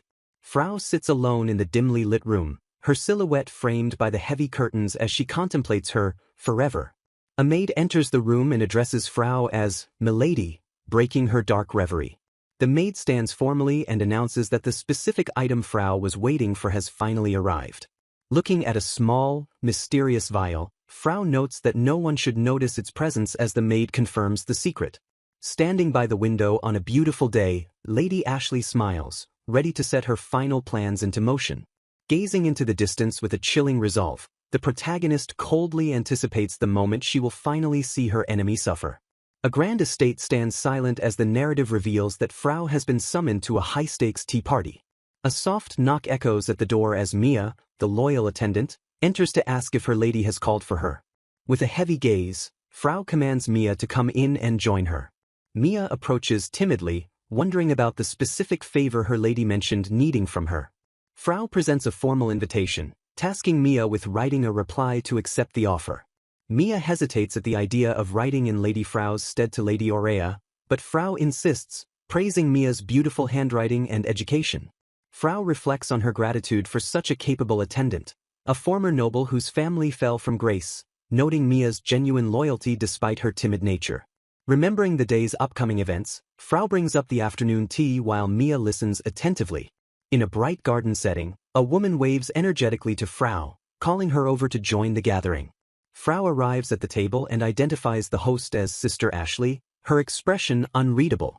Distrustful of the sudden kindness, Frau wonders what could have possibly motivated Ashley to extend such an invitation. Ashley welcomes her with a smile, offering a seat and claiming to be happy that Frau decided to come. Ashley urgently orders the refreshments to be brought over while Frau begins to offer her polite thanks. The perspective shifts to a close-up of a sharp, watchful eye, signaling a moment of intense suspicion. A lavish spread of tarts, sandwiches, and star-shaped cookies is laid out on the table for the guests. Frau observes the scene, her internal dialogue confirming her quiet realization of the situation. Leaning on her hand with a deceptive smile, Ashley comments on the lovely weather as she addresses Frau. Mia serves the tea with a polite, "Excuse me," as Frau stares intensely at the cup. Frau acknowledges the sweet fragrance of the tea, though her expression remains guarded. With a predatory gaze, Ashley urges Frau to go ahead and drink. A tense silence falls between them until Ashley breaks it by asking what could possibly be wrong. Frau recalls the countless times Ashley has harassed and targeted her in the past. Remembering the torn dresses and insects hidden in her food, Frau remains fully aware of Ashley's cruelty. Ashley continues her pressure, claiming she went through great trouble to prepare this specific drink just for her guest. Frau looks down at the tea and sees her own reflection, internally noting the cruelty behind the gesture. The demand to drink becomes more aggressive as Ashley looms, her smile widening with dark intent. Frau closes her eyes and lifts the cup to her lips, prepared to face the trap. The tea reaches her mouth in a silent, high-tension moment of confrontation. At first, Frau detects a sweet and enchanting scent emanating from the liquid. However, beneath the sweetness, she identifies a sharp and stinging odor that betrays the tea's true nature. Ashley watches with wide, expectant eyes, her hand to her face as she waits for the poison to take effect. Frau holds the cup steady, her mouth curved into a subtle, knowing smirk. With a closed-eye smile, Frau finishes her drink as the sound of a satisfied grin echoes through the air. A single question mark appears, signaling a sudden shift in the expected outcome. Suddenly, The tea is splashed violently across the table, catching Ashley completely off guard. Ashley recoils in shock and lets out a horrified shriek as the liquid ruins her surroundings. The surrounding attendants gasp in alarm at the sudden and messy disruption of the tea party. Chaos erupts at the table as Mia and the other maids rush to the side of a screaming Lady Ashley. With a mock-innocent expression, Frau holds the empty cup and blames her careless hand for slipping. Ashley panics, desperately ordering her servants to wipe the liquid off her immediately. Outraged and dripping, Ashley demands to know what Frau thinks she is doing. Frau stands tall and offers a shallow apology, noting that anyone can make a simple mistake, especially her sister. Stunned by the audacity, Ashley can only repeat, "Me," as she struggles to process the counterattack. Frau's gaze turns cold and sharp as she prepares to deliver her final verbal blow. Looming over the fallen Ashley, Frau directly asks why she would go as far as to lace the tea with poison. Ashley flinches violently, her face twisting in a cold sweat of guilt and shock at being caught. The surrounding maids look on in stunned silence as the narrative declares that Ashley's intentions were far too obvious. Desperate and trembling, Ashley tries to dismiss the claim as a ridiculous and baseless accusation. Unmoved by the lies, Frau bites into a sandwich and mockingly asks if that is really the case. Focusing on her servant, the noblewoman calls out for Mia to attend to her. Lady Frau hands over a sample to Mia, demanding she take it to the court physician at once to check for any mixed-in substances. As the servant rushes off toward the estate, the other woman watches in a sweating panic, shouting for her to wait and stop right there.